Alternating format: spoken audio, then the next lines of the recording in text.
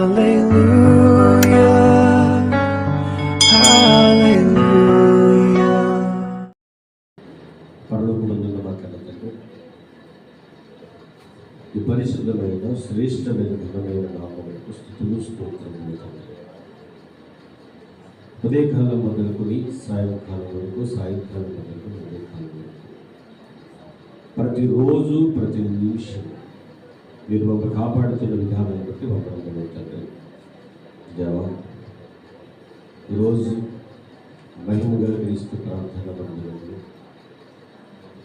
ఈ బిడ్డలముగా మీరందరూ కూడా కలిసి ఏక మనస్సు కలిగి ఆత్మతో సత్యముతో మీరు ఆరాధించుచుండగా తండ్రి, ఎవరికి ఏ మాటలు అవసరమో, ఎవరు ఏ మాటల కొరకు ఎదురు చూస్తున్నారు, ఎవరి కష్టాల్లో, ఎవరి బాధల్లో, ఎవరి ఇబ్బందుల్లో ఉన్నారో తండ్రి, వారందరితో కూడా మీరు మాట్లాడండి. ఈ మాటతో వారిని బలపరిచి స్థిరపరచండి. దాని మరి ముఖ్యంగా ఈరోజు సంవత్సరం అనే దయాకీర్తి ధరించుకున్న సౌమ్య కాబట్టి దీవించి ఆశీర్వదించండి. అలాగే అంజీ, అలాగే సత్య వారిద్దరిని ప్రేమించి మీరు ఇచ్చిన పరిచయ ఆ కుమారుడు కూడా మీరు దీవించి ఆశీర్వదించండి. నిజమైన ఈ భూమి మీద మేము ఉన్నాము అని అంటే అది నీ యొక్క కోరిక కనుక నీ యొక్క ఇష్టమును బట్టి ఈ బిడ్డలు మా అందరినీ కూడా మీరు నిలబెట్టి ఈ భూమి మీద నాయన మమ్మల్ని ప్రతి క్షణము పోషిస్తున్నారు తండ్రి. కనుక ఎంతవరకు బిడ్డలు మీరు కాపాడారు తండ్రి. ఈ సంవత్సరం అనే దయాకిరీటాన్ని మీరు ధరింపచేశారు కనుక మీరు ఇవ్వబోయే జీవ కిరీటం కొరకు పోరాడే భాగ్యము అందరికీ కూడా దయచేయండి తండ్రి.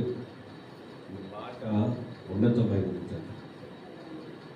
నీ మాట కొరకు ఎదురు చేసే బిడ్డలు వారందరికీ కూడా నిలబెట్టమని, నిలబెడుతున్న వాక్యము దుష్టుడు ఎత్తుకుపోకుండా బహు జాగ్రత్త కలిగి విని హృదయం అనే పలక మీద భద్రం చేసుకునే భాగ్యము ప్రతి ఒక్కరికి దయచేయండి. ఈ మాటలు చెబుతున్న నాకును సంయోచన జ్ఞానమును మరిముఖ్యముగా సరిగా విభజించి ఉపదేశించుటకు, ఉపదేశిస్తున్న వాక్యానుసారంగా బ్రతుకుటకు నాలో ఉన్న పరిశుద్ధాత్మ సహాయాన్ని నాకు పంపించు.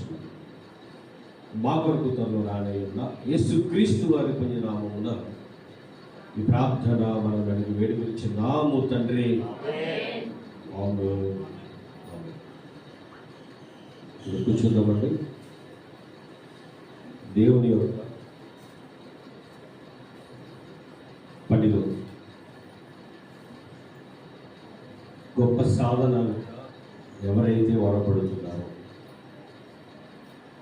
ఎవరైతే ఆయన నామాన్ని వారి బ్రతుకు ద్వారా మహిమపరుస్తున్నారో అటువంటి వారందరికీ దేవుడు మరొక మారు ఇంకా బలపడడానికి, ఇంకా దేవునిలో ఉన్నతంగా ముందుకు కొనసాగడానికి ఇంత చక్కటి అవకాశాన్ని మనకు దేవుడు ప్రతిరోజు ఇస్తూ ఉన్నాడు. సంఘముగా కలిసి ప్రార్థించడానికి శుక్రవారము, అలాగే ఆదివారం. అయితే ఇవి జరుగుతూ ఉండే మన జీవితాల్లో, వెళ్తూ ఉండే మన జీవితాల్లో చాలామంది క్రైస్తవులు అంటే మనలో ఉన్నారా లేదా అన్నది ఎవరికి వారు ఆలోచించుకోవాలి. కానీ దేవుని ఇష్టాన్ని నెరవేర్చే పిల్లలుగా మనం ఉన్నామా? ఈరోజు ఇంతమంది, కొన్ని కోట్ల మంది ఈ ప్రపంచం మీద ఉన్నారండి. అంటే బాగా చెప్పాలంటే పుట్టారు. మరి వీరందరూ ఈ భూమి మీద ఉండడానికి గల కారణం ఎవరు? ఎవరు అంటే దేవుడు. దేవుడికి లేదా దేవుడు కలగ చేయకుండా ఈ భూమి మీద ఏ మనుష్యుడు లేడు. ఈరోజు మనకు తెలుసుండి మనతో పాటు ఉన్నవారి యొక్క ఇద్దరు పుట్టినరోజు మనకు తెలుసు, సోబియా అలాగే ప్రజ్వాల్. కానీ ఇంకెంతమంది ఉన్నారు చెప్పండి? ఈరోజు ఎంతమంది పుట్టినరోజు జరుగుతూ ఉంటాయి? లక్షల మీదే ఉంటాయి. అంటే పుట్టిక అనేది జరిగింది, కానీ ఆ పుట్టిక యొక్క పరమార్థం చాలా మందికి అర్థం కావట్లేదు. ఏదో ఒక రోజు మనం చేసుకున్న పుట్టినరోజు మనకు ఉండదా? ఈ ప్రపంచం మీద అందరికీ ఉంటుందంటే పుట్టిన రోజు ఉంటుంది. అయితే పుట్టినరోజు అంటే మనం పుట్టాము, ఈ భూమి మీద ఉన్నాము అని అంటే అది దేవుడికి నేను ఇష్టమయ్యాను కనుక, దేవుడు నన్ను ఇష్టపడ్డాడు కనుక ఈ భూమి మీద నాకు జీవించే అవకాశము ఇచ్చాడు. అయితే దేవుడు ఇచ్చాడు, మరి తీసుకున్న మనం, జీవిస్తున్న మనం ఈ భూమి మీద ఎలా జీవించాలి? అందుకే మనము బ్రతుకుతున్నది దేనికోసం ఇది తెలిస్తే అన్నీ అర్థమైపోతాయి. ఏం తెలియాలి ముందుకి? మనము బ్రతుకుతున్నది దేనికోసం? ఎప్పుడైనా ఈ ప్రశ్న మీరు వేసుకున్నారా? ఎప్పుడైనా ఉదయం, ప్రతిరోజు ఉదయం లేస్తాం, లేచిన వెంటనే తండ్రి గత రాత్రి చక్కగా పడుకోవడానికి మీరు నిద్రను అనుగ్రహించారు, మరొక ఉదయాన్ని లేచాను, కారణం ఎవరంటే నువ్వేనయ్యా. అందుకే నేను ఎందుకు బ్రతుకుతున్నాను అని ఎప్పుడైనా ఏ రోజైనా మీకు మీరు ప్రశ్న వేసుకున్నారా? లేదు. కానీ ఏం అనుకుంటామనంటే, ఈరోజు నీ వెళ్ళిన చోట నా పని అవ్వాలి, నీ అనుకున్న పని జరగాలి, పలానా వాళ్ళని డబ్బులు అడిగాను, లేదా వాళ్ళకి ఇచ్చాను, వాళ్ళు ఇప్పుడు ఇస్తానన్నారు, అది ఇవ్వాలి, నేను చేసే వ్యాపారం బాగుండాలి, ఇదే అడుగుతాం. తప్పలేదు, అడగొచ్చు. అసలు మరి బ్రతుకు ఎందుకు? కేవలం మన బ్రతుకు మన కుటుంబాన్ని పోషించుకోవడానికేనా? ఎప్పుడైనా ఆలోచించారా? మన బ్రతుకు మన కుటుంబాన్ని పోషించుకోవడానికేనా? ఇంకేమైనా పనుందా? ఈ ప్రశ్న మనం వేసుకుంటే చాలా విషయాలు మనకి దేవుడు అర్థం చేయిస్తాడు. మనం వేసుకోవాలి అసలు ప్రశ్న. మనమే ప్రశ్నలు వేసుకోము అంటే ఆలోచించం అన్నమాట. ఏం చేయమంటే మనం ఆలోచించం. దేని గురించి ఆలోచించం? ఎందుకు ఆలోచించమంటే మీ ఉదయం లేవగానే ఆలోచించడం మొదలు పెడతాం. పిల్లలు పోషించడానికి కష్టపడతాం, మంచిదే. పిల్లల కొరకు వాళ్ళు చదివించడానికి ధనాన్ని పోగేయాలంటే చెమట వచ్చి కష్టపడాలి, మంచిదే. ఇదేనా? ఏమి లేదా జీవితం అంటే? నీ పిల్లల్ని చక్కగా, నువ్వు భార్యని, నీ పిల్లల్ని చక్కగా నువ్వు పోషించుకుంటే సరిపోతుందా? ఇంకేమైనా చేయాలా? ఈ ప్రశ్న ముఖ్యంగా క్రైస్తవుడికి ఉండాలి. మనందరూ ఒకే కుటుంబం. మన కుటుంబస్తులందరూ ఆలోచించవలసిన విషయం ఏంటంటే, నేను నా కుటుంబాన్ని కాపాడుకోవడానికి పరిమితయ్యానా? నా తండ్రి చెప్పిన పని కూడా నేను చేస్తున్నానా? అసలు ఏం చేస్తున్నాం మనం బ్రతుకుచున్నది దేనికోసం? ఒకదాని గురించేనా? నీ కుటుంబాన్ని బాగుగా ఏలాలి, దేవుడు చెప్పిన మాటే అది. దాంతోపాటు ఇంకా చాలా పనులు చెయ్యాలి. పుట్టామంటే ఒక పరమార్థం మనకు ఉందండి.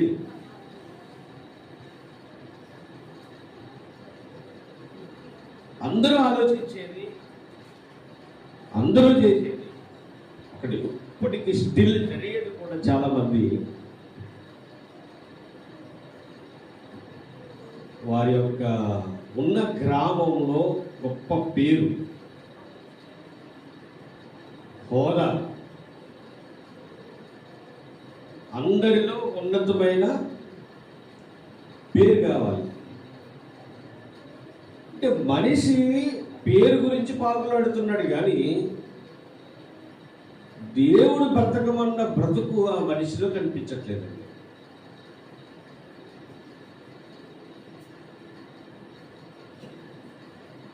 మరి మనం ఎలాగున్నాం?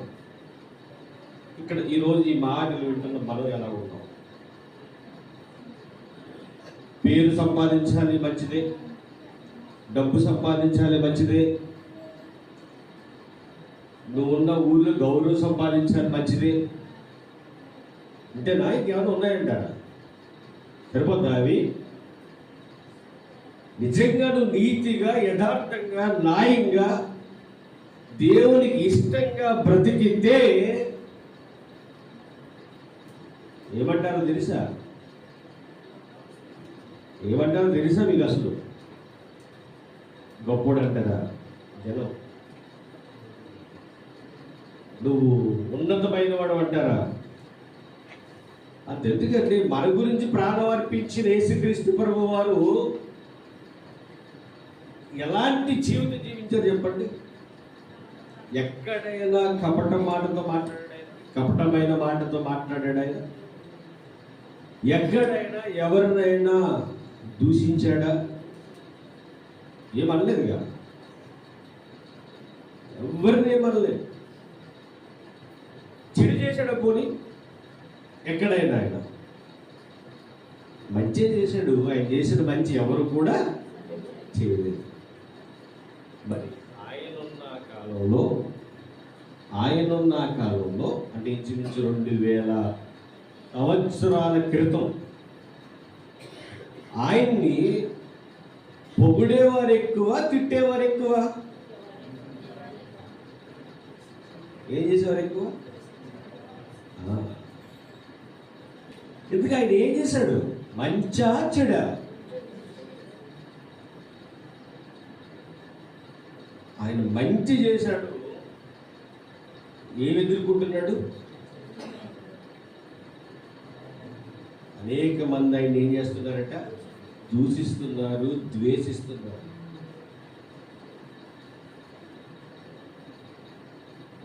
ఈరోజు కొద్ది నిమిషాలు జాగ్రత్తగా ఆలోచిస్తే మన బ్రతుకుచున్నది దేనికో అర్థమైపోద్దండి. అది అర్థమైతే ఒకవేళ లోకం కొరకే బ్రతుకుతున్నాం అనుకోండి, ఆ బ్రతుకును మార్చుకుంటేనే ఎక్కడికి వెళ్తామట? మన ఆలోచన కానీ, మన యొక్క కోరిక కానీ, లేదా మన యొక్క ఆశ కానీ ఏంటి చెప్పండి ఒకసారి అందరూ. మీరు ఇంకా కోరిక, చివరి కోరిక అంటే ఏంటి చెప్పండి? డబ్బా, బంగారమా, లేకపోతే దానికి మించిన ఇంకా విలువైన వస్తువులు ఉంటాయి కదా, అవేనా? ఎప్పటికైనా నా జీవితంలో పలానా ప్లాటినం కొనుక్కోవాలి, లేదా పెద్ద స్థలం కొనుక్కొని పెద్ద పెద్ద బిల్డింగ్ కడతారు కదండి హైదరాబాద్, అలా కట్టాలని కోరుకుందా మీకు ఏమైనా?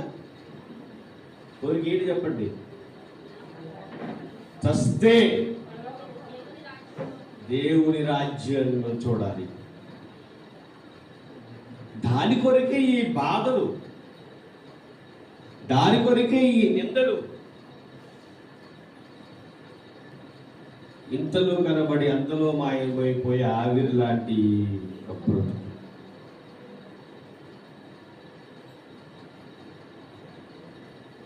ఎలా బ్రతకాలి? యేసుక్రీస్తు ప్రభువారు తన స్వయంగా తన నోటితో చెబుతున్న మాటలే నిమిషాలు ధ్యానించబడి, ఆయన మాట్లాడిన మాటలే, ఎవరు కదా, ఆయన చెప్పిన మాటలే. ఒకటి మీరు అండర్లైన్ చేసుకోండి, లేదా గుర్తుపెట్టేసుకోండి, మనము బ్రతుకుచున్నది దేనికోసం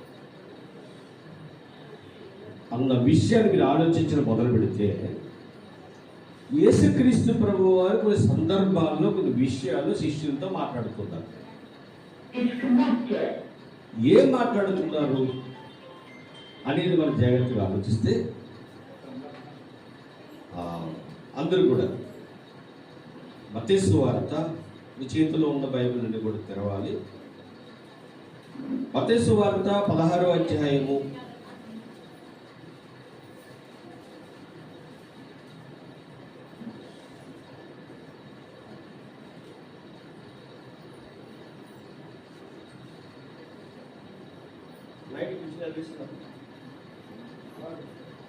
16వ అధ్యాయము 13వ వచనాన్ని జాగ్రత్తగా చదువు.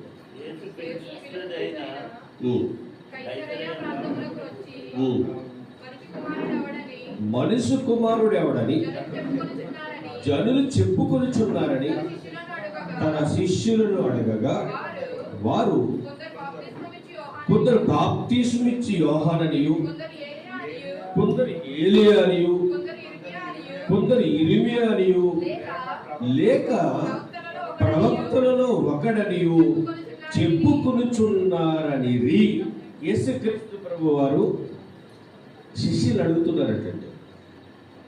అందుకే నా గురించి ఏమనుకుంటున్నారు? అప్పుడు అక్కడ అంటున్న వారు ఇర్మియా అని కొంతమంది అనుకుంటున్నారు, ప్రవక్తలో ఒకటి కొంతమంది అనుకుంటున్నారు అని చెబుతూ ఉండగా, అంటే ఎవరు ఏమనుకుంటున్నారో ఆ విషయాల గురించి మాట్లాడుతూ ఉన్నప్పుడు యేసుక్రీస్తు ప్రభు వారు సరే మరి మీరేమనుకుంటున్నారు, ఎవరిని అడుగుతున్నాడు అంటే శిష్యుని అడుగుతున్నారు. అప్పుడు వాళ్ళు చెప్పిన సమాధానం ఏంటి చూద్దాం సార్. 15వ వచనం, అందుకు ఆయన మీరైతే నేను ఎవడనని చెప్పుకొనుచున్నారని వారిని అడిగేను. బయట వారైతే ఏం చెప్పుకుంటున్నారట? ఇర్మియా అని, బాప్తిస్మమిచ్చే యోహానని, ఏలియా అని, ప్రవక్తలలో చెప్పుకొనుచున్నారు. సర్లే, బయట వారు ఏదేదో అనుకుంటున్నారు, కానీ మీరేమనుకుంటున్నారు? మీరేమనుకుంటున్నారు అని అంటే వాళ్ళు ఏమంటారంటే, అందుకు సీమోను పేతురు నీవు సజీవుడు దేవుని కుమారుడు అయిన క్రీస్తు అని చెప్పాను. ఏమని చెప్పారండి? నీవు సజీవుడు అయిన దేవుని కుమారుడు అని క్రీస్తు అని చెప్పాను. అంటే కరెక్ట్గా చెప్పారు వాళ్ళు. అంటే యేసుక్రీస్తు ప్రభు వారి దగ్గర ఉంటున్నారు కనుక, ఆయన బోధలు వింటున్నారు కనుక, ఆయన మాటలు వింటున్నారు కనుక, దేవుని ఉద్దేశం యేసుక్రీస్తు ప్రభు వారికి ఉన్న హోదా పేతురు గారి నోట వచ్చిందంటే అక్కడ ఉన్న శిష్యులందరూ నోట మాట వచ్చినట్టే. అయితే ఇప్పుడు యేసుక్రీస్తు ప్రభు ఏమంటున్నారు చూడండి. అందుకు యేసు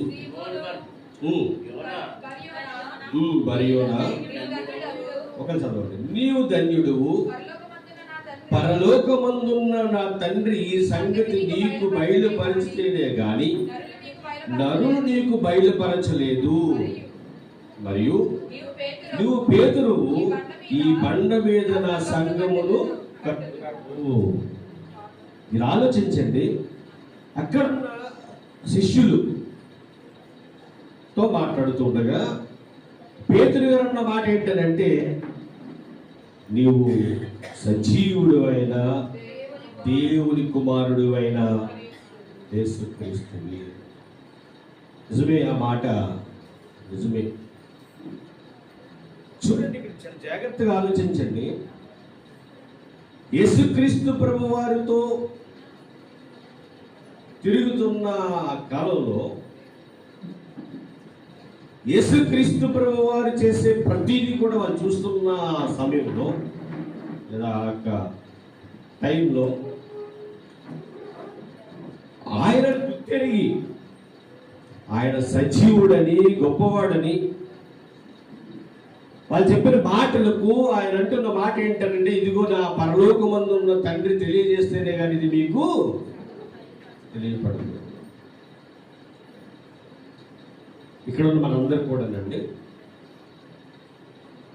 మనం ఎందుకు ఈ భూమి మీద బ్రతుకుతున్నామో లేదా మన బ్రతుకు దేని కొరకో తెలియాలంటే మనం దేవుని ఆలోచనలో ఉండాలండి. ఎందుకు మనం బ్రతుకుతున్నామో, ఎందుకు బ్రతకాలో తెలియాలి అని అంటే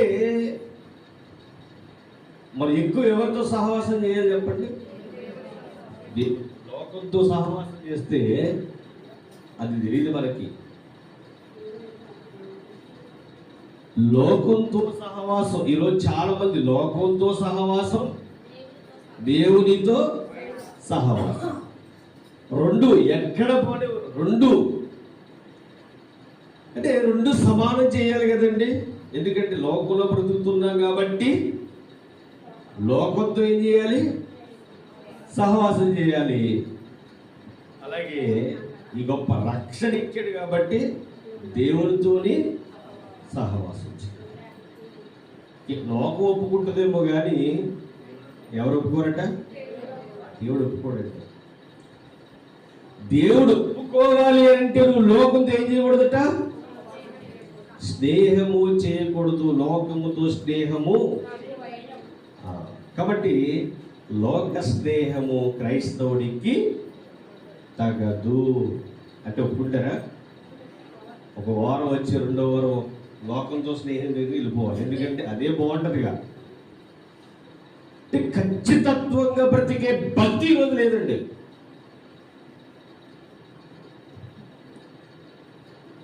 అలా భక్తి ఉంటేనండి ఇంకా మనకంటే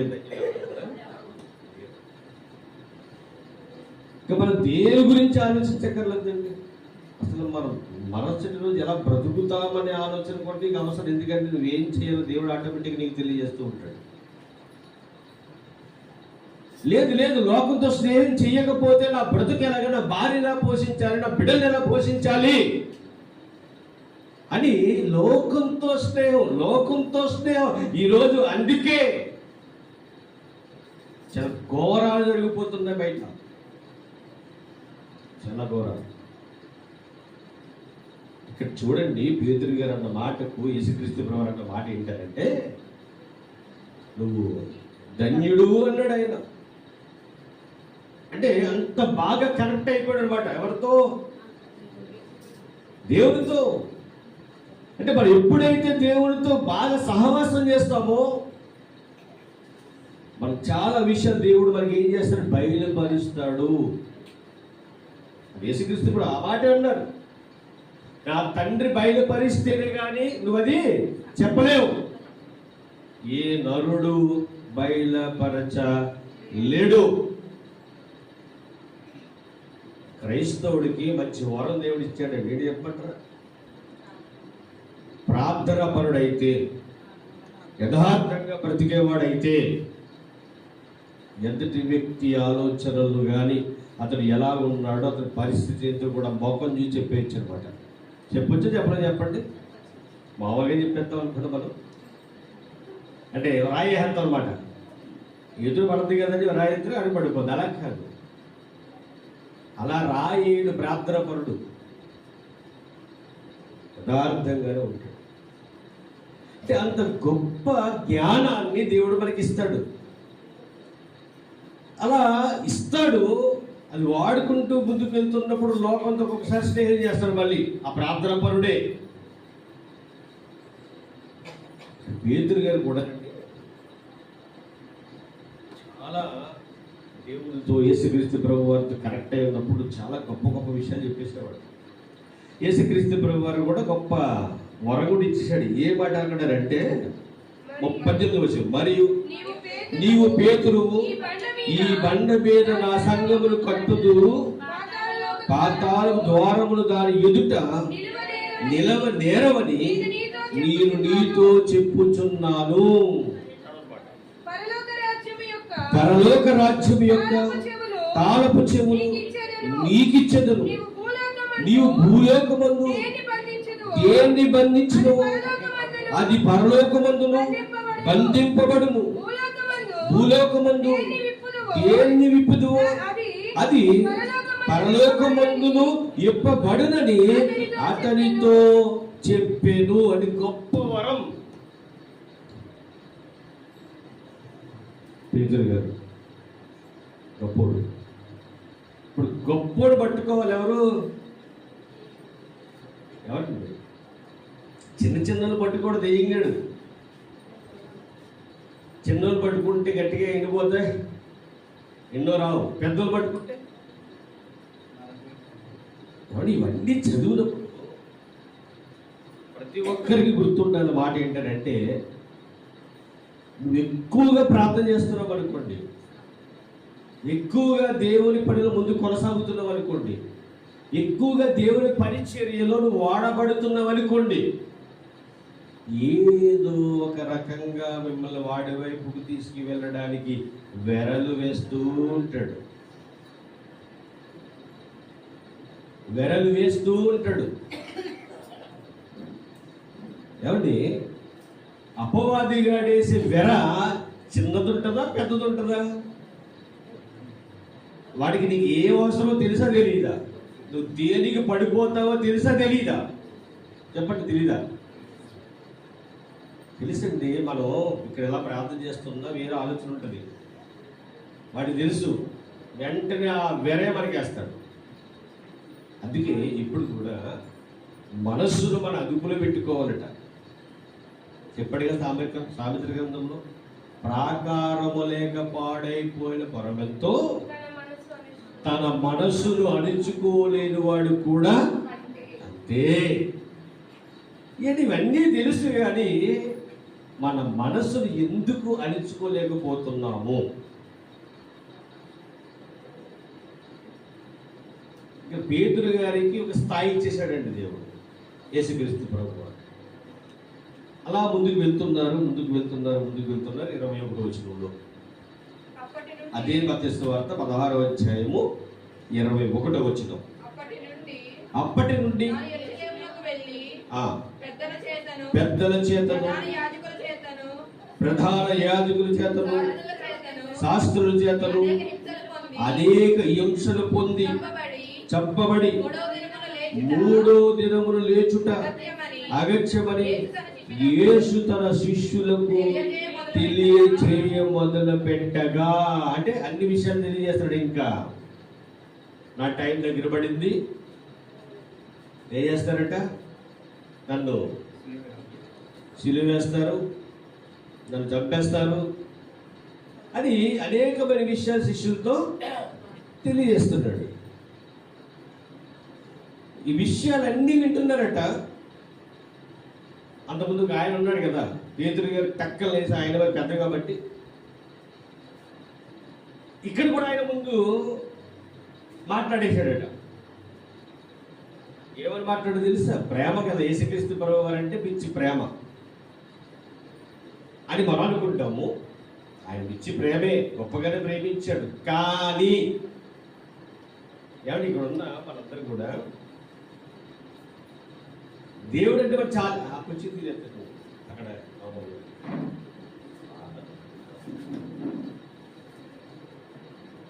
ఒక మాట,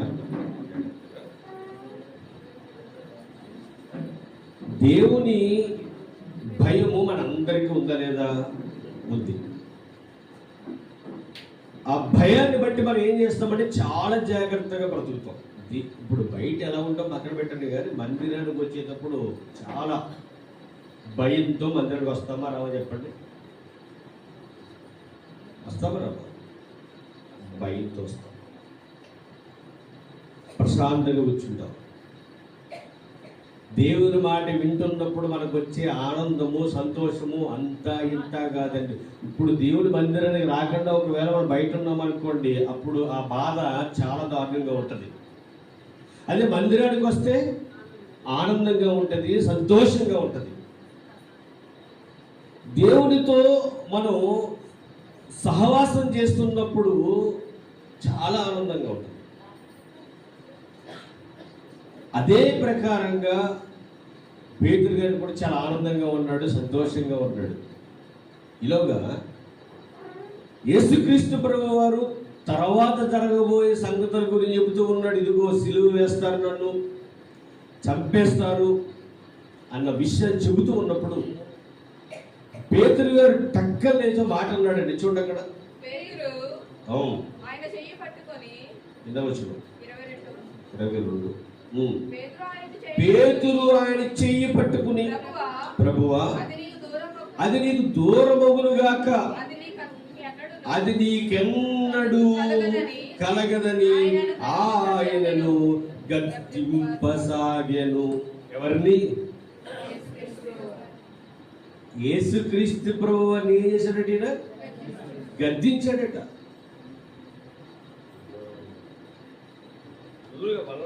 పేతురు గారు అసలు యేసుక్రీస్తు ప్రభువు గద్దిస్తారా? ఆలోచించండి. అక్కడ మీరు వెంటనే పేతురు గారు చెడిపోయారు, పేతురు గారు పాపం చేసేసాడు కాదు. మరి వెంటనే ఏ ఒక వ్యక్తిని విమర్శించడానికి వీలు లేదు. మందిరానికి వచ్చి వచ్చి వచ్చి వచ్చి మానేశారనుకోండి, వెంటనే మనం పడిపోతాం. మనం పడకూడదట. ఏమైందో ఏంటో మన పరిస్థితి ఏంటో వాళ్ళ గురించి ఏం చేయాలి? అక్కర్లేని మాట్లాడకూడదు వెంటనే. ఎందుకంటే అక్కడ వాళ్ళ తప్పు ఉండదు. అపవాదిగా వేసే కొన్ని వాటిని బట్టి ఏమవుతామంటే తప్పిపోతూ ఉంటాం. ఇక్కడ పేతురు గారిని మీరు ఏమన్నాను సరిపోరు. ఎందుకంటే ఏమన్నంటే లెక్క చెప్పాలి. ఎక్కడ దేవుడు అడుగుతాడు. ఏం చేసేది పేతురు మోసగాడు అన్నావు అని లెక్క అడిగాడు అనుకోండి. లెక్కకి మన దగ్గర ఏముండదు. అప్పుడు వాళ్ళు ఏం చేస్తారంటే అంతే, ఏ ఒక్క మాట అనడానికి వీల్లేదు. కానీ ఇక్కడ విషయం మీరు అర్థం చేసుకోవాలి. ఈ మాట అన్న వెంటనే యేసుక్రీస్తు ప్రభువు అన్న మాట చూడండి. అయితే ఆయన పేతురు వైపు తిరిగి, సాతానా నా వెనకకు పొమ్ము. అదేంటండి? పేతురు గారిని ఏమని పిలుస్తున్నాడు ఆయన? సాతానా. దీనికి అర్థం కావాలి. పేతురు గారిని కాదు, పేతురు గారిని ఆవరించిన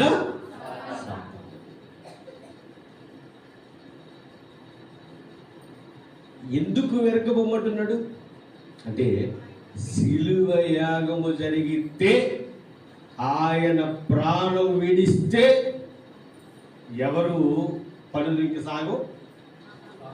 అపవాది.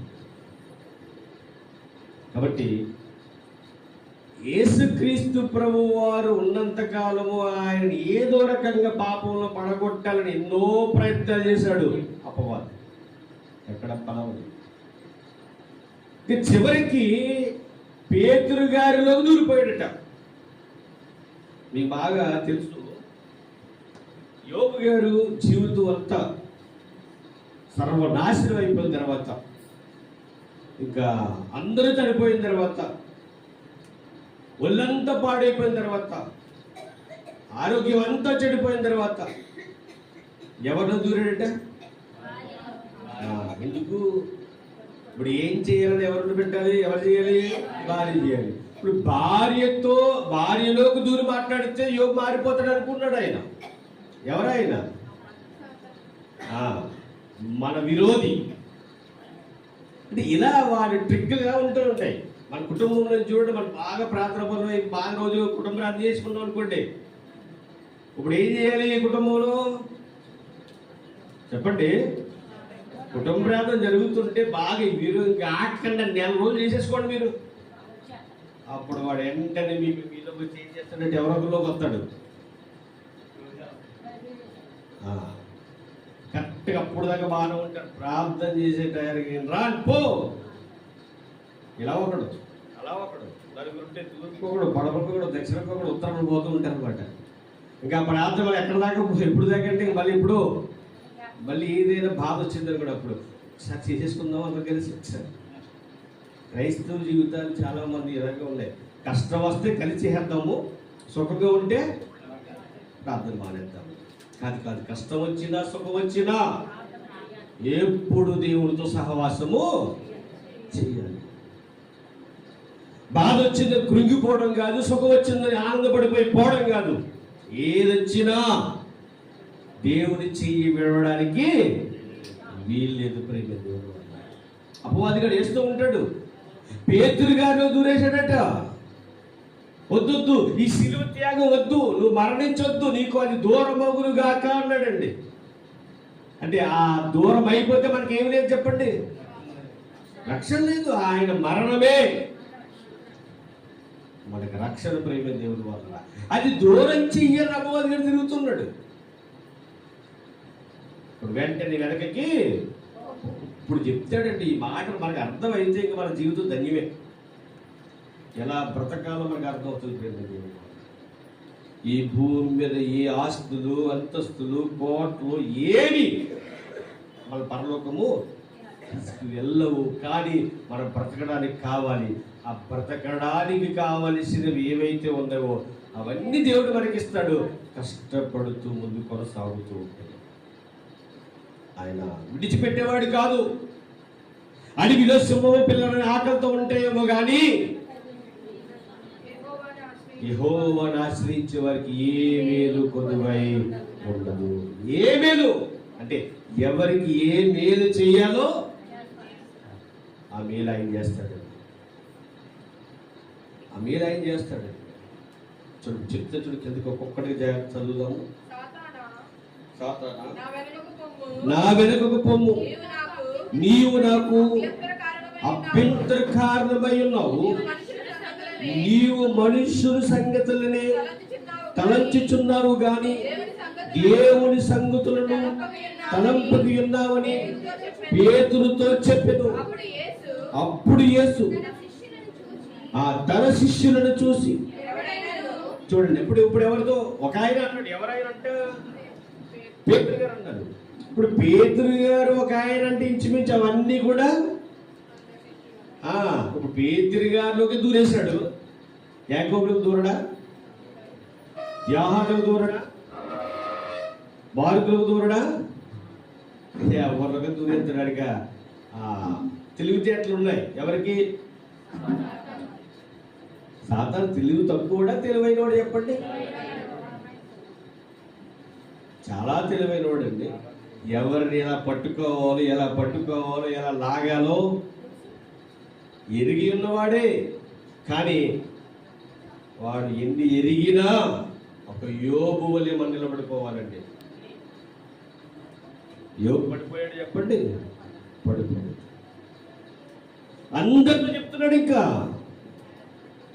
అపవాదిగాడు విర్రవిగిపోతాడు కాబట్టి అందరికీ చెప్తున్న మాట ఏంటంటే, అప్పుడు యేసు తన శిష్యులను చూచి, ఎవడైనను నన్ను వెంబడింప కోరిని ఎడల, చూడండి, ఎవడైనా నన్ను వెంబడింప కోరిని ఎడల అంటే దేవుణ్ణి వెంబడించేవాడు ఎవడైనా. ఒక మాట, ఇక్కడ మీ అందరూ దేవుణ్ణి వెంబడించేవారే అది చెప్పండి ముందు కదంటారా? ఏదోనండి యాద ఆయన ఆదివారం కదండి, ఇంటికాడ కూర్చుంటే పక్కింటి వాళ్ళు అంటారు ఆదివారం కదా దేవుని నమ్ముకుంటావు కదా వెళ్ళలేదు అని అడుగుతారనండి, వచ్చేవాడు అంటారా? అది కదండి. చాలా మంది ఎలా ఉంటుందంటే కింద అద్దెలు ఉంటారు, పైన వీళ్ళు అద్దెకు ఉండొచ్చు, లేకపోతే అద్దెకే కిందకి అద్దెలకి ఇవ్వచ్చు. నిజంగా వాళ్ళు అనే మాట ఏంటంటే అన్యులు వెళ్ళకపోతే మన ఆదివారం గుడికి గుడికి ఎందుకు వెళ్ళలేదు అని వాళ్ళు అడుగుతారని వచ్చేవాళ్ళు కూడా చాలా మంది ఉంటారు. భక్తితో వచ్చారు మీరు అందరూ, నీకు కాదంటలేదు అనుకుంటే ఉంటారంటారు అంతే, మీరు అయితే కాదు. కానీ ఇక్కడ మీరు బాగా ఆలోచిస్తే ప్రేమ దేవుడి వలన అందరితో ఏం చెప్పే మాట ఏంటంటే, అప్పుడు యేసు తన శిష్యులను చూచి, ఎవడైనను నన్ను వెంబడింప కోరిన ఎడల తన్ను తాను ఉపేక్షించుకుని ఏంటంట తన సిలువనెత్తుకుని నన్ను వెంబడింపవలెను. ఏమెత్తుకుని? సిలువ ఎత్తుకుని. సిలువ అంటే ఇప్పుడు వస్తాయి, శ్రమ దినాలు స్టార్ట్ అవుతాయి అనుకుంటా కొన్ని రోజుల్లో. అప్పుడు చూడండి, మనం చూస్తాం వీధుల్లో ఏం పట్టుకు తిరుగుతారు? ఆ సిలువెత్తుకు తిరగమని కాదండి, ఆ సిలువెత్తుకుని కాదు. ఆ రోజు యేసుక్రీస్తు ప్రభువారు ఎత్తుకున్న సిలువ లాంటి సిలువెత్తుకుని ఈరోజు ఎవరు కూడా మోయలేదు. ఇప్పుడు అన్ని అట్ట సిలువలు ఇవి, అట్టేనండి. అంటే ఆయన సిలువెత్తుకుని పోయి నన్ను వెంబడించేవాడు నా సిలువెత్తుకుని, యేసు సిలువెత్తుకుని పోయాను అన్నారు. ఆ సిలువెత్తుకుని పోసేస్తే ఇంక సరిపోయిందిరా మన పరలోకి వచ్చేద్దాం అనుకుంటే పొరపాటు. పరలోకి రావాలి అని అంటే నువ్వు అట్ట బొమ్మ సిలువెత్తుకుంటే కాదు ప్రేమ దేవుని వల్ల. ఆయన సువార్తనే ఎప్పుడు మన భుజాల మీద భారం మన భుజాల మీద ఉండాలి.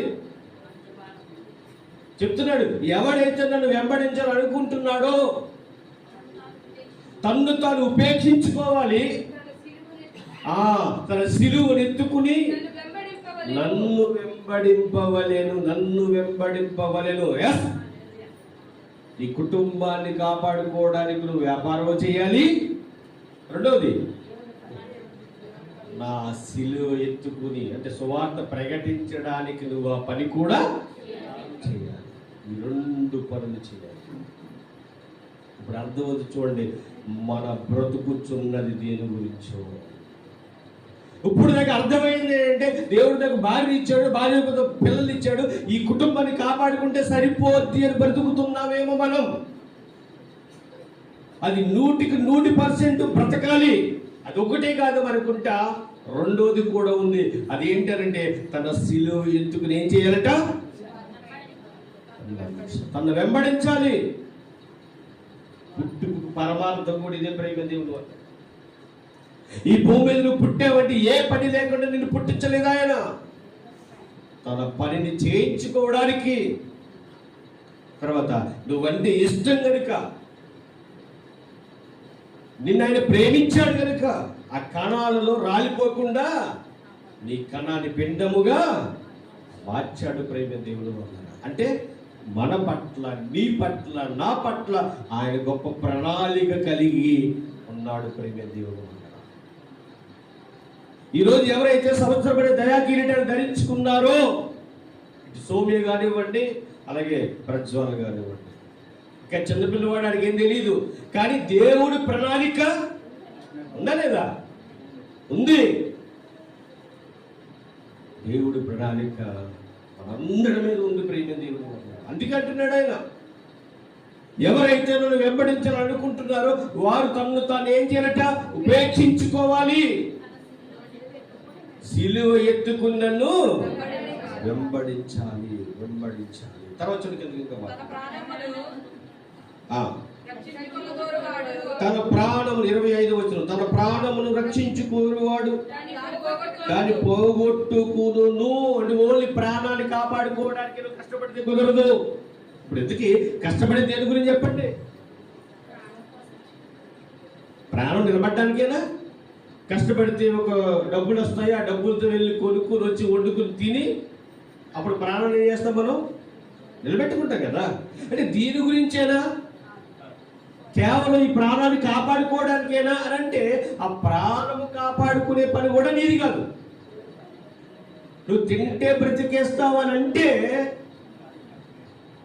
తిన్నవారికి కూడా మరణము తప్పదు. కరోనా టైంలో ఎస్పీ బాలసుబ్రహ్మణ్యం గారికి కరోనా వచ్చింది కదండి. ఆయన బ్రతికించడానికి ఎన్ని ప్రయత్నం చేశారో. అమెరికా నుంచి కూడా వచ్చేసారు, ఏయో పెట్టుకుని. మరి ఉంది కదా డబ్బు, బతకాలి కదా.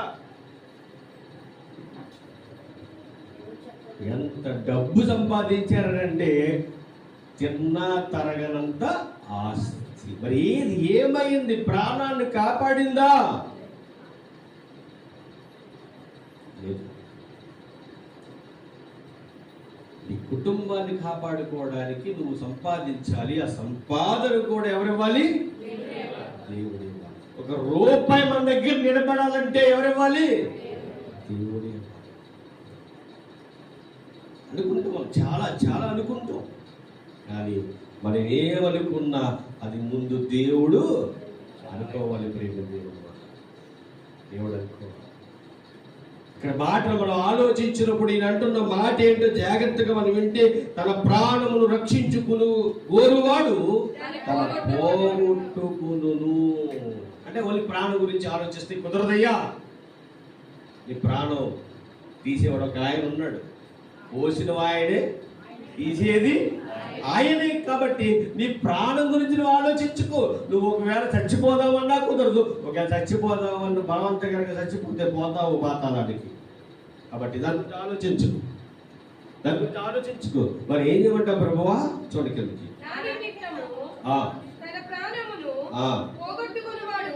దాని నిమిత్తము తన ప్రాణము పోగొట్టుకునేవాడు దాన్ని దక్కించుకును. ఒక మనుషుడు లోకమంతయు సంపాదించుకుని తన ప్రాణమును పోగొట్టుకునుడు కంటే అతనికి ఏమి ప్రయోజనము? ఒక మనుష్యుడు తన ప్రాణమునకు ప్రతిగా ఏమి ఇయ్యగలడు? మనిషి కుమారుడు తన తండ్రి మహిమ గలవాడై తన దూతలతో కూడా రాబోచున్నాడు. అప్పుడు ఆయన ఎవని క్రియల చొప్పున వానికి ఫలమిచ్చును. ఏంటట? ఫలమిస్తాడట. ఏ ఫలం ఇస్తాడట? ఎలాగిస్తాడట? నీ క్రియలు చొప్పున నీకు ఫలము ఇస్తాడు. నీ క్రియ ఎలా ఉంది? అసలు మనం ఎలా బ్రతుకుతున్నాం ఆలోచించండి ఒకసారి. ప్రేమ దేవుని వల్ల నిజంగా మనం ఇంక ఏమి ఆలోచించకుండా, లోకంతో స్నేహించకుండా, ఒకవేళ యథార్థంగానే బ్రతికితే మటుకు నువ్వు ధన్యుడువు, ధన్యురాలు. నీకు డోక ఏమీ లేదు, అసలు భయపడవలసిన పని కూడా లేదు. కానీ ఒక అడుగు అలాగా ఒక అడుగు ఇలా వేసుకుంటే ఉపయోగం చెప్పండి. ఎంత కష్టపడితే ఏముంది? ఎంతగా దేవుడి పరిచర్యలో ఉంటే ఏముంది చెప్పండి? ఈరోజు లేరా? పాపం పోవాలంటే ఏం చేయాలట? ఎన్ని డబ్బులు ఎట్టుకునేస్తే ఏం వద్దట? అంటే తను చేసే పాపం ఎవరికంటే మళ్ళీ సగం భాగం దేవుడికా? అయ్యో, నిజమండి, అలాగిస్తున్నారండి. నేను బయట వారి గురించి మాట్లాడట్లేదు, మన కుటుంబంలో వారి గురించి మాట్లాడుతున్నాను. అంటే మనం తప్పు చేసి ఒక పెద్ద మీటింగ్ చేస్తే దేవుడు క్షమిస్తాడా? యేసుక్రీస్తు ప్రభువారు బోధ చేసేసిన తర్వాత కానుకలు వేస్తారు. ఇప్పుడులా కానుకలు అప్పుడు వేసేవారు కదా, అక్కడి స్టార్ట్ అయింది కదా. ఇది బాగా విధవరాలు, ఆమెలో పెద్ద ఏమీ లేదు. ఆమెకి ఎన్ని ఉన్నాయట? ఆశలు ఉన్నాయట. ఏం చేసింది? తన జీవనోపాధి అంతా కూడా తెచ్చి అందరూ వేస్తున్నారు, అంతకంటే ఎక్కువ వేస్తున్నారు అందరూ. కానీ ఏమన్నాడు తెలుసా? ఈమె ధన్యరాలు. ఆమెకున్నదంతా ఏం చేసిందట? అంటే ఆమె మరొచ్చటి రోజు గురించి ఆలోచించలేదు. ఇంకా దేవుని పని జరుగుతుంది కాబట్టి ఆ పనిలో పాలిభాగం నేను పంచుకోవాలి. రూపాయి అయినా సరే యథార్థంగా మనం ఇస్తే దేవుడు మన కుటుంబాన్ని ఏం చేస్తారంట? చెక్కరండి. ఎందుకంటే దేవుడి పరిచర్య అనేది చాలా ప్రాముఖ్యం. ఆనాడు సారేపేటలో ఉన్న స్త్రీ కూడా ఏం చేసిందంటే, ఆ విధవరాలు కూడా ఏం చేసింది చెప్పండి? ఏం చేసింది? ఇంకా చనిపోతుంది. అది అయిపోతే చనిపోతుంది. తన బిడ్డ కూడా అంటే అలాంటి పరిస్థితుల్లో కూడా దైవజనుడు అడిగితే ఏం చేసిందట? ఏసి పెట్టేసింది. చచ్చిపోయిందా? ఆ కరువు ఉన్నంత కాలము ఆ బుడ్డిలో నూనె అయిపోలేదు, ఆ పెట్టెలో లేదా గిన్నెలో పిండి అయిపోలేదు. ఇదండి దేవుని గొప్పతనం. అంటే మనం ఎందుకు ఇంకా అలా ఎంతో ఇబ్బంది పడిపోయి అది పోగేయాలి ఇది పోగేయాలి అని చెప్పి దేవుని గుడి మానేసి, దేవుని మందిరం మానేసి, లోకంలో కలిసిపోయి తిరిగేసి దేనికి? నమ్మకం లేదా దేవుడు అంటే? నమ్మకం ఉంటే దేవుని మందిరాన్ని మనం మానం. ఖచ్చితంగా చెప్తున్నాను. అంటే భయం పుడుతుంది మనకి దేవుని మందిరానికి వస్తే. ఇప్పుడు దాకా ఏదైపోయింది, ఇప్పుడు దాకా ఏదో చేసేసావు, ఏదో పని అనుకుని పోతున్నావు, ఏదో పని అనుకుని దేవుడి మధ్య దూరం అయిపోతున్నావు. ఈరోజు పని కాకపోతే రేపిస్తాడండి. ఆయనకి ఏమైనా అసాధ్యమైనవి ఉన్నాయి చెప్పండి? మనం భయపుట్టేది ఏంటో వాయిదాలు కట్టుకోవాలి, అప్పు ఎలా తీర్చాలి, ఇప్పుడు వేస్తేనే తీరుతుంది. అలాగని దేవుడి మందిరాన్ని మానవద్దండి ఎవరు కూడా. దేవుడి పనిని మానొద్దు, ఆయన పరిచర్య మానొద్దు. నీకు దేవుడు అప్పగించిన పనిని బట్టి వెళ్ళిపోవాలి. అది విశ్వాసం అయితే విశ్వాస పనిగా వెళ్ళిపోవాలి. సంఘంలో పెద్దవైతే పెద్ద చేసి పని చేసేయాలి. సంఘంలో వాక్యం చెప్పేవాడు అయితే వాక్యం చెప్పేదాన్ని దూరం అవ్వకూడదు.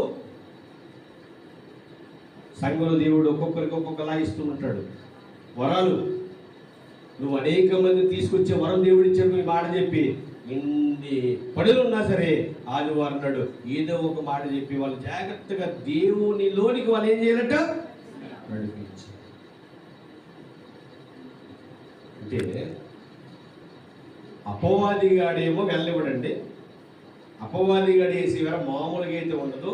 ఒక్కరోజు పోతే పోయిందిలే, వదిలేద్దాం. ఏంటి? లోకంతో సహవాసం కాదు, దేవుడితో సహవాసం. అప్పుడు మనం ఏమన్నారంటే, ఒక రోజు పోయినా పర్లేదు లోకంతో సహవాసం, నాకు దేవుడితో సహవాసం ఏమవ్వకూడదు, పోడవ్వకూడదు అని గట్టి నిర్ణయం తీసుకోవాలండి. గట్టి నిర్ణయం తీసుకోవాలి. పక్కోడు చెప్తే వెళ్ళడం కాదు, మనకి మనం నిర్ణయం తీసుకుని ఎన్ని పనులున్నా పర్లేదు, నేను నా దేవుని మందిరాన్ని విడిచిపెట్టను. ఎందుకంటే అక్కడ నా దేవుడు నిలిచున్నాడు, నా గురించి ఎదురు చూస్తాడు అని ఒక భావం కలిగి మనం జీవించాలి.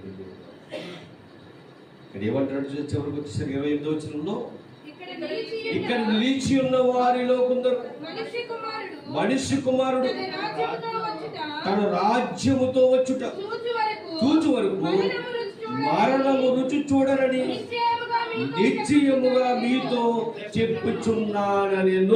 దేవుడు నామానికి మహిమ కలుగును గాక. ఈ రోజు మనం అందరూ ఆలోచించవలసిన విషయం ఏంటంటే, నిజమే, నేను ఎలాంటి పరిస్థితులకు ఎదురైనా, ఎలాంటి ఇబ్బందులకు ఎదురైనా నేను సహవాసం అనేది పని చేసుకుంటూ కూడా దేవుని సహవాసం ముందుకెళ్ళాలి. ప్రేమ దేవుని వల్ల పని చేసుకుంటూ కూడా. ఒక ఆయన చూపించిన ముగిస్తాను. ఒక ఆయన మీకు బాగా తెలుసు, సుమారుగా కొత్త నిబంధనలో 14 పత్రికలు రాసిన ఎవరైనా పౌలు గారు. ఆయన ఏం చేసేవాడు చెప్పండి? ఆయన వృత్తి ఏంటి చూపిస్తారు ఒక్కసారి జాగ్రత్తగా. అపోస్తుల కార్యాలు 18వ అధ్యాయము. అపోస్తుల కార్యాలు 18. మనం పని చేసుకుంటూ కూడా దేవుని పనులు గొప్పగా ముందు కొనసాగాలి ప్రేమ దేవుని వాళ్ళు. ఎందుకంటే ఈ కుటుంబాలను పోషించుకుంటూ దేవుని పనులు గొప్పగా మొదటి స్థానంలో నీ కుటుంబం ఉండకూడదు. ఏముండాలి? దేవుని పని ఉండాలి. దేవుని పని ఉండాలి. మొదటి ప్రాముఖ్యత ఎవరికి ఇవ్వాలట? దేవునికి ఇవ్వాలి. అప్పుడు తర్వాత మన కుటుంబం కొరకు చూడాలి. మనం ఏం చేస్తాం చెప్పండి? కుటుంబం కొరకు చూస్తూ ఉంటాం, దేవుని పనిని వదిలేస్తాం. దేవుడికి తెలియదు ఏమైనా ఉందా? అన్నీ తెలుసు కదా. దేవుడి ఇచ్చిన కుటుంబాన్ని కాపాడుకోమన్నాడు కదా. కాబట్టి ఈ రోజు మందిరం ఎగ్గొట్టినా పర్లేదు, మన కుటుంబాన్ని కాపాడుకుందాం, కుటుంబం దగ్గర కూర్చుంటాం, దేవుని పని ఎగ్గొడతాం. ఎవరికి ప్రాముఖ్యత ఇచ్చాడు చెప్పండి? కుటుంబానికి. అది కరెక్టా? కాదు. నువ్వు దేవునికి ముందు ప్రాముఖ్యత ఇవ్వి, నీ కుటుంబాన్ని ఉన్నతమైన స్థాయిలో దేవుడు నిలబెడతాడు. ఈ పాయింట్ తెలిస్తే సరిపోద్ది, మన దేవుడు గొప్పగా ముందుకు వెళ్ళొచ్చు. ప్రేమ దేవుడు మాట. అపోస్తల కార్యాలు 18వ అధ్యాయము 3వ వచనం. డేరాలు కుట్టువారు పౌలు అదే వృత్తి గలవాడు గనుక వారితో కాపురముండెను. వారు కలిసి పని చేయుచుండిరి. ఏం చేస్తున్నారు? కలిసి. పౌలు గారు పని చేశాడు, సువార్త ప్రకటించాడు. అలాగని పని చేస్తూ సువార్త చివరి వరకు ప్రకటించలే. మళ్ళీ కొన్ని ప్రదేశాల్లో కొన్ని సందర్భాల్లో పని చేసుకున్నాడు, సువార్త ప్రకటించాడు. మరి కొన్ని సందర్భాలు పని చేయడానికి అవకాశం లేదు, సువార్తే ప్రకటించాడు. ఆ సువార్త ప్రకటిస్తూ ఉండగా కూడా దేవుడు ఆయన్ని పోషించాడు. ఇప్పుడు మనకి ఆ పోషణ గురించి కానీ దీని వదిలేస్తామని చెప్పండి. దీని వదిలేస్తామండి. దేవుని పైన కోసన ఏమైపోద్దో, సీటుకి అట్టగా వంట సోమవారం మరి ఎందుకంటే పొలంలో సీట్లు తీసుకుంటాగా భయం వెంటను భయం ఉండాలి కాదనట్లేదు. కానీ ముందు నువ్వు ఆ ప్రాముఖ్యత ఎవరికి ఇవ్వాలి? దేవుడికి ఇవ్వాలి. ఒక విషయం చెప్తున్నానండి, ఆదివారం వ్యాపారం చేసే వాళ్ళందరితో కూడా సత్యవారు కూడా ఉన్నారు. ఆయన ఆదివారం మందిరంటే తెలియవారు కాదు. ఎందుకు? ఆ రోజు పని ఎక్కువ ఉంటుంది, మనకి మామూలు పని ఉండదు, ఆ రోజు ఎక్కువ పని ఉంటుంది. ఆయన ఒకనాడు అనుకున్నాడట, నేను ఎన్నున్నాను వెళ్ళిపోవాలి మందిరానికి, సరే ఈ పని నాకు వెళ్ళిన తర్వాత మళ్ళీ ఉంటుంది కదా అనుకుని మందిరానికి రావడం మొదలుపెట్టాడు. ఆయన అన్న మాట, ఆయన నోటని విన్న మాట ఏంటంటే, ఆ టైంలో నేను మందిరానికి వచ్చేసి మందిరం దేవుని ఆరాధించుకుని వెళ్ళిన తర్వాత ఆ ఉదయం నీళ్ళు లేనప్పుడు పోయిన పని నాకు మళ్ళా దేవుడు సాయంత్రము కలగజేశాడు. అంటే నువ్వు ఆ కొద్ది నిమిషాలు కొద్ది పని గురించి ఆలోచిస్తున్నావు, గంట పని గురించి ఆలోచిస్తున్నావు, దానికి మించిన పని సాయంత్రం ఇస్తాను గ్యారంటీ కాదు. నమ్ముతున్నామా? నమ్మితే కోస్తాం. ఆయన నమ్మాడు, కోసాడు. అప్పటి నుంచి ఆయన ఆదివారం మందిరం మానడు. ఆదివారం మందిరానికి ఒకవేళ చెల్లమ్మ లేటుగా వచ్చినా ముందు వచ్చేస్తాడు ఆయన. అంటే ఈయన రుచి చూశారు కాబట్టి. అంటే ఒకసారి మనం అనుభవించాలి అది. ఇంకా మన దేవుడి కంటే ఎక్కువేం కాదు కదండి. ఇవన్నీ చేసింది ఎవరు చెప్పండి? మన వ్యాపారం దీవించబడాలన్నా, మనం పనికి వెళ్ళినప్పుడు డబ్బులు ఇంటికి తెచ్చుకోవాలన్నా, తెచ్చుకున్న తర్వాత తినాలన్నా, ఇవన్నీ ఎవరు చేయాలి మనకి? ఈ పాయింట్ తెలిస్తే ఆయనకి నచ్చినట్టుగా బ్రతికితే అన్నీ ఆయన చేయడం చెప్పండి, అన్నీ ఆయన చేస్తాడు. అంటే ఆయన ఒక మాట ఉంది సామెతల గ్రంథంలో, ఆ మాట చెప్పంటారా? సామెతల గ్రంథం 3వ అధ్యాయము దీని ఒకసారి. అద్భుతం అండి. అలా ఉంటే చాలు మన జీవితాలు గొప్పగా ఉంటాయి. కాదమ్మా, సామెతల గ్రంథము 3వ అధ్యాయము కిందకు వచ్చేసరికి కాదు కింద ఏమంటాడంటే 6వ వచనం, నీ ప్రవర్తన అంతటి యందు ఆయన అధికారమునకు ఒప్పుకో. ఆయన అధికారానికి ఒప్పుకోవాలట. అప్పుడు ఆయన నీ త్రోవలను సరళము చేయను. నీ త్రోవలను సరళము చేయను. ఎప్పుడు చేస్తాడట? నీ ప్రవర్తన అంతటి యందు ఆయన అధికారాన్ని ఒప్పుకోవాలి. ఆయన అధికారానికి అంటే ఆయనకి నచ్చినట్టుగా మన బ్రతకాలన్నమాట. అప్పుడు ఏం చేస్తాడు ఆయన? నీ త్రోవలన్నీ సరళము చేయను. నేను జ్ఞానిని కదా అని అనుకోదు. ఏదో నేను సరిపెట్టేసుకుంటాను, నేను గొప్పగా చేసేస్తాను. నువ్వు జ్ఞానివి కాదు. నీ జ్ఞానం అలా ఉందన్నమాట. కాబట్టి అలా వద్దు. ఇంకా నా బ్రతుకులో ఏది జరిగినా దేవుడి ఇష్టం. కాబట్టి ఆయన సమయాన్ని ఆయనకి ఇచ్చేస్తా. ఆ సమయాన్ని నేను ఏం చేయనట? దొంగలించను అంటున్నాడు ఇక్కడ. దొంగలించకూడదు అంటున్నాడు. అంటే దొంగతనం అంటే డబ్బు దొంగ, బంగారం కాదు, ఇవి కాదు దొంగతనం అంటే. దేవుడిచ్చిన సమయాన్ని ఏం చేస్తున్నావు మనం? ఇక్కడ ఏమంటున్నాడు? వద్దు, అలా చేయకండి. ఎప్పుడైతే మీరు ఆయన అధికారానికి మీ ప్రవర్తన ఎంత ఒప్పుకున్నారో అప్పుడు దేవుడు మీ త్రోవలను ఏం చేస్తాడట? సరళము చేయను. నేను జ్ఞానిని కదా అని నువ్వు అనుకోవద్దు. యెహోవా యందు భయభక్తులు కలిగి చెడుతనమును విడిచిపెట్టుము. అప్పుడు నీ దేహములకు ఆరోగ్యమును, నీ ఎముకలకు సొంతువు కలుగును. నీ రాబడి అంతటిలో ప్రథమ ఫలము, నీ ఆస్తిలో భాగం ఇచ్చి యెహోవాను గణపరచుము. అప్పుడు నీ కొట్టులో ధాన్యము సమృద్ధిగా నుండును. నీ గానుగులో నుండి కొత్త ద్రాక్షారసము పైకి పొర్లి పారెను. దీని గురించే కదా మన పాట. చెప్పండి. అంటే ఇవి చేస్తే ఇవన్నీ ఏం జరుగుతాయి? ఆటోమేటిక్గా జరుగుతాయి. ముందు ఏం చేయాలి? నీ ప్రవర్తన అంతటి యందు ఆయన అధికారానికి ఒప్పుకోవాలి. ఎంతమంది ఒప్పుకుంటున్నారు? మీరు ఎవరు చెప్పొద్దు, కానీ మిమ్మల్ని మీరు ప్రశ్నించుకోండి ఒకసారి. ఎవరికి చెప్పొద్దు. ఇంటికి వెళ్ళండి, ఆలోచించండి, మోకరించండి, ప్రార్థన చేయండి. అప్పుడు అడగండి, తండ్రి నేను ఇప్పటి వరకు అనుకున్నాను నీకు నచ్చినట్టుగా బతుకుతున్నాను కాదు, నా ఇష్టాన్ని తండ్రి చేయి. ఇదే ప్రార్థన. చేస్తావా చేయవా? నీ చిత్తమైతే అందుకే జాగ్రత్త విషయాన్ని చెప్పి ముగించేస్తాను. యేసుక్రీస్తు శిష్యులతో ఏమన్నారు?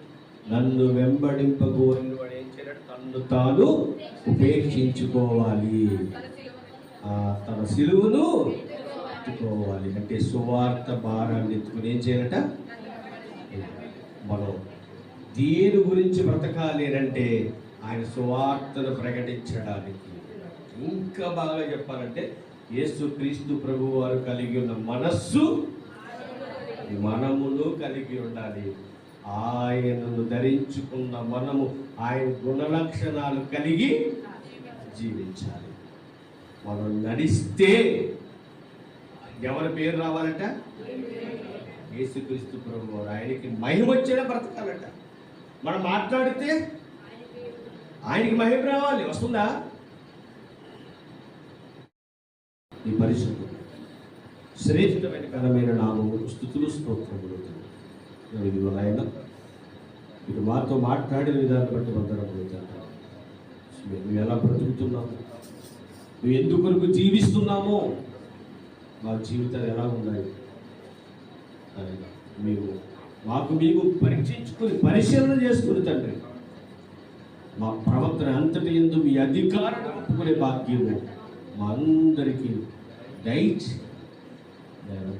వాక్యం దుష్టుడు తిప్పుకుండా హృదయం పలక మీద భద్ర చేస్తున్న భాగ్యం ప్రతి ఒక్కరికి దయచి మా కొరకు రాగలు యేసుక్రీస్తు వరకు నామం ఈ ప్రార్థన మనం అడిగి వేడుకొనిచున్నాము తండ్రి. ఆమేన్.